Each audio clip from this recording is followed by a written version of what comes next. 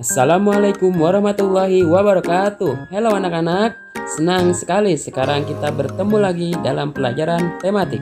Subtema 2 pembelajaran 4 dan 5. Mari kita simak. Anak-anak, tahukah kamu patung yang ada pada gambar? Patung tersebut adalah salah satu pahlawan nasional. Ini mengingatkan kita akan jasa para pahlawan. Selain menganugerahkan gelar pahlawan nasional kepada tokoh-tokoh yang berjasa melawan penjajah, pemerintah juga membuat monumen atau patung untuk mengingat jasa para pahlawan. Contohnya, patung pada gambar di samping. Patung tersebut terletak di kota Ambon dan merupakan patung pahlawan kebanggaan rakyat Maluku. Anak-anak, penderitaan rakyat akibat penjajahan Belanda mengakibatkan perlawanan terhadap penjajah di berbagai daerah di Nusantara. Beberapa tokoh yang melakukan perlawanan terhadap Belanda sudah kamu ketahui, yaitu Sultan Hasanuddin, Sultan Agung, dan Pangeran Diponegoro. Salah satunya adalah Kapitan Pattimura. Kapitan Pattimura adalah pahlawan nasional dari Pulau Saparua, Maluku. Perlawanan ditunjukkan oleh Pattimura dengan keteguhannya yang tidak mau berkompromi dengan Belanda. Beberapa kali bujukan pemerintah Belanda agar Pattimura bersedia bekerja sama sebagai syarat untuk melepaskannya dari hukuman gantung, tapi Kapitan Pattimura tidak pernah tergodanya. Kapitan Pattimura memilih gugur di tiang gantungan sebagai putra kusuma bangsa daripada hidup bebas sebagai pengkhianat yang akan disesali sepanjang hayat. Nah anak-anak, di benteng Victoria ini Kapitan Pattimura dihukum gantung. Anak-anak, kita perlu memahami sejarah perjuangan para pahlawan bangsa.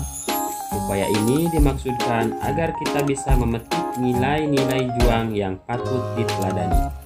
Berikut penggolongan pahlawan berdasarkan periode perjuangannya. 1.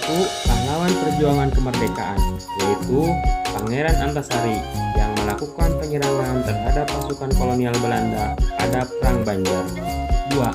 Pahlawan pergerakan nasional, yaitu Dr. Sutomo, pendiri organisasi Budi Utomo. 3. Pahlawan kemerdekaan nasional, yaitu Dr. Muardi.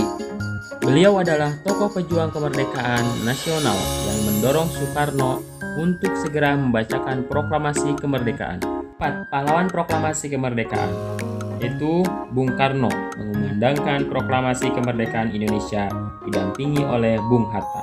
Selanjutnya, apakah kamu pernah mendengar nama Raden Ajeng Kartini dan Ki Hajar Dewantara? Kedua tokoh tersebut adalah pahlawan nasional pada masa pergerakan nasional. Sebelum beliau, para tokoh di Nusantara melawan penjajah dengan cara mengangkat senjata. Contohnya Sultan Hasanuddin, Sultan Agung, dan Pattimura. Mendekati akhir abad ke-19, di Indonesia muncul kaum terpelajar, di mana mereka berjuang bukan lagi dengan senjata, tetapi melalui pendidikan dan diplomasi. Anak-anak, beberapa pahlawan nasional pada masa pergerakan nasional adalah Raden Ajeng Kartini, Dewi Sartika, Ki Hajar Dewantara, Daus Dekker, Dr. Cipto Mangunkusumo, dan Dr. Sutomo. Nah anak-anak, itu adalah beberapa pahlawan nasional yang berjuang melalui pendidikan dan diplomasi. Anak-anak, kamu juga bisa cari di internet atau buku sejarah mengenai kisah beberapa tokoh pada masa pergerakan nasional untuk melengkapi pada buku pembelajaran.